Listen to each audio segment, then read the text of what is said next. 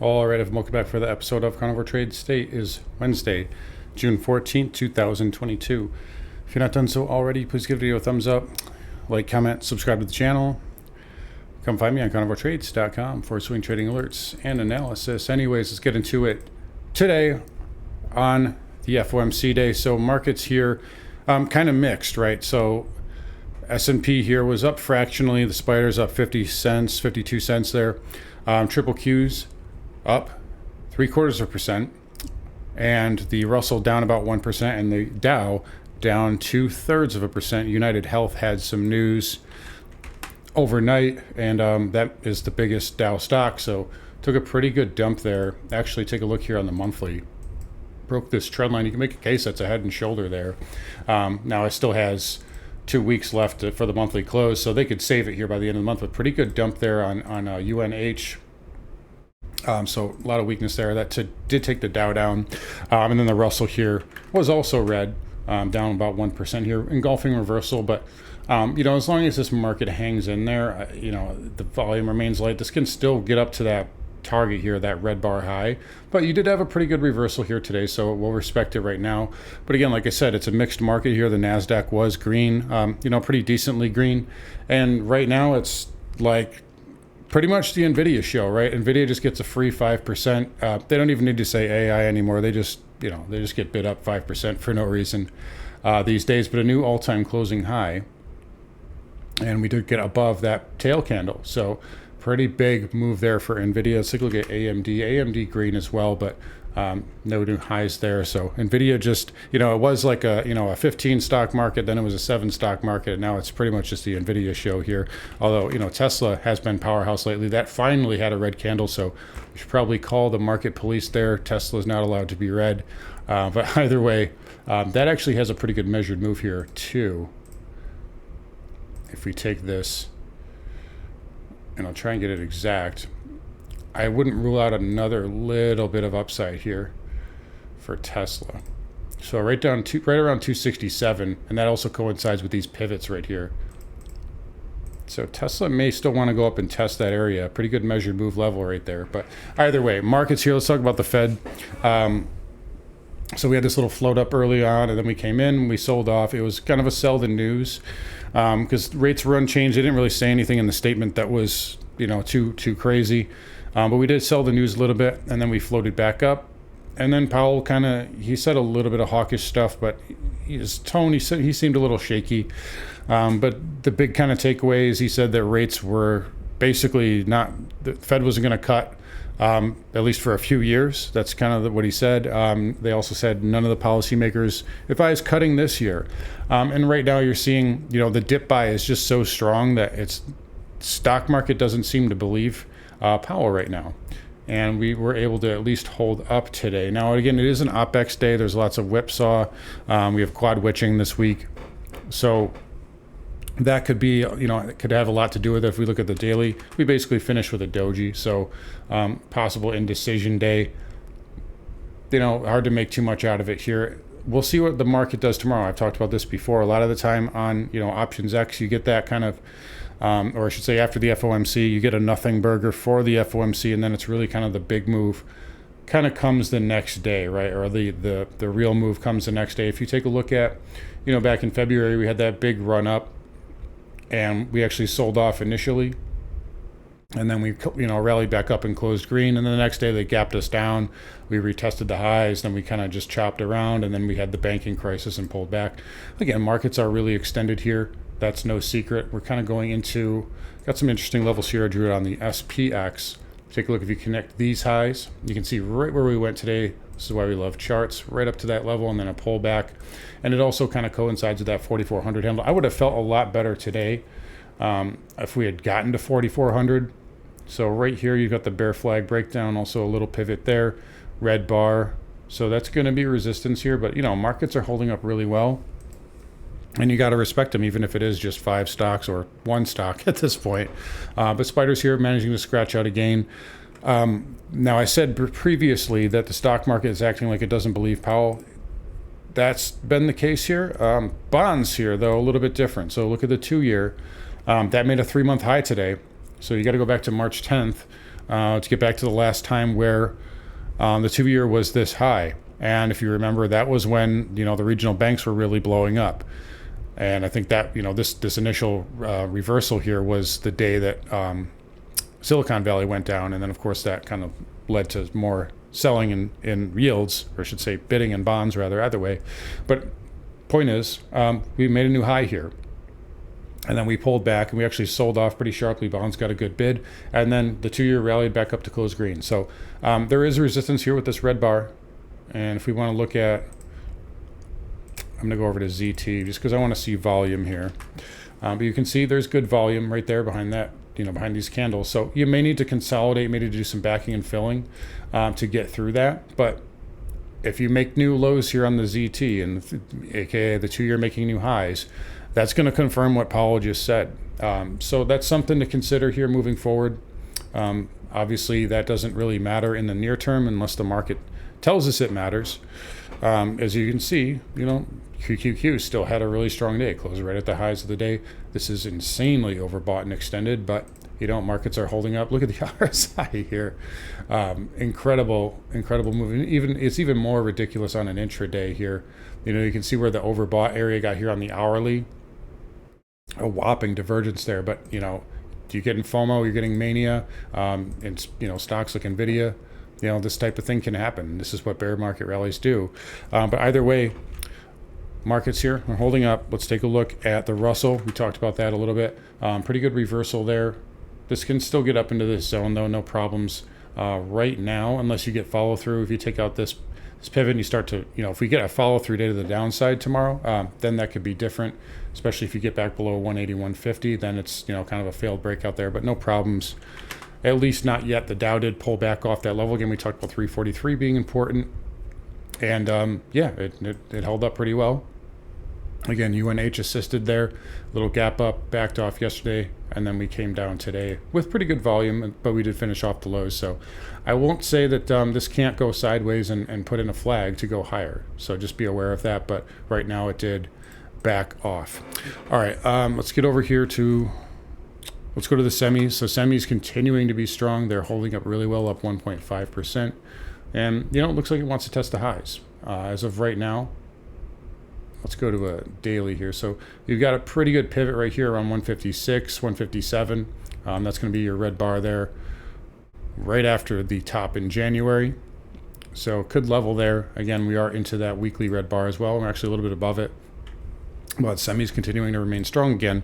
NVIDIA is basically this market right now, so we respect that. IGV here, inside day. Oracle, take a look at this move. This is ridiculous. I don't think I've ever seen a reversal of that size get, basically negated in one day like that. Usually when you get something like that, it's common to get a retrace, but usually it will come back in that same day, or maybe you'll get a retrace over a couple of days. But wow, just what a move there on Oracle. And basically right back to the highs there. So IGV holding up well, and that's still hanging in there just fine.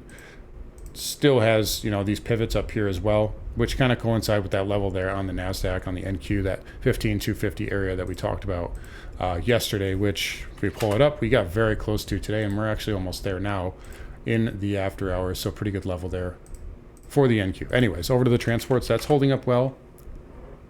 So through 14.5, we talked about 14.750. If we got through that, that's where we pulled back. Didn't quite get there. 14.723 was the high of the day. If we can get through that, I would say 15 to 15.2 is your next level on the transports. But nice move there for DJT, and it's holding up. We'll see how that behaves moving forward. Already talked about rates, but let's look at the 10-year. That was an inside day, down 1.12% on the 10-year. But again, no problems with that pattern. I still like it. And then 30-year, same thing. That was down 1.5. That was definitely softer. So the long end of the curve is getting more of a bid here. But still kind of an inside day, all things considered, on the 30-year there. XHB engulfing reversal on the daily. And let's see where the high of the day was here. 77.19. So I've been saying it can get to 77, and that's where we went today. If we take our fib tool here, you can see we had a 7.5 retrace. Or I should say, we didn't quite get there, so I apologize. Not quite. So 77, so maybe this can get to 78 then. So 77.80, I was just kind of ballparking it last time I said that. But either way, you did get an engulfing reversal. We'll see if we can get follow through here. But, down 1.32% on the day. So pretty good decline. ITB down 1.5%. Not a bad decline there either.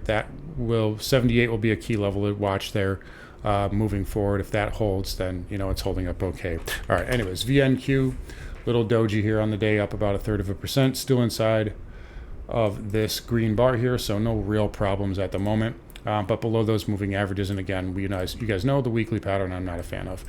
All right, XLF. So that was all over the map. That was one of the red sectors here. Down 39 basis points. Again, we went to the necktie, 100, 200 moving average. Right in there, and then we pulled back. I still don't like it on the weekly, but you know what? It's holding up right now, so we'll just leave it alone. KRE, a pretty good outside move. That's the reason why the Russell was down so much. Down about 3% on the day. Still not a broken pattern, though. If you get back below 42, then you're kind of doing a little bit of damage here, but right now, nothing terrible, but that is a pretty good reversal candle. Just to throw it out there, there was kind of a little bit of I know Zero Hedge speculated, like, well, why is Powell pausing if he's just going to hike again? Is he giving himself a 30-day window? Does he know that there's another bank that's about to, go down?